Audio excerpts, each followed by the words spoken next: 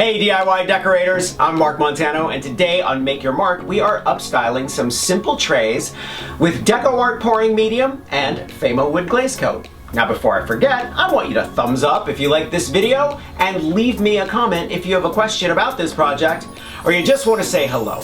Are you ready? Let's upstyle some trays.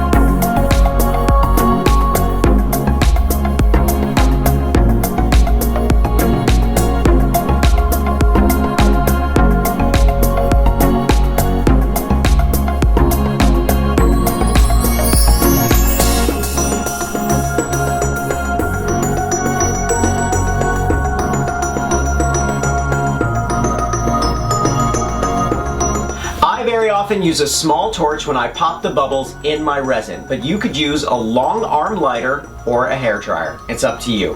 Thumbs up if you like this video, leave me a comment and I will get back to you. Subscribe to my channel if you haven't already. Grab a copy of the Big Ass Book of Home Decor and I will see you next week. Bye.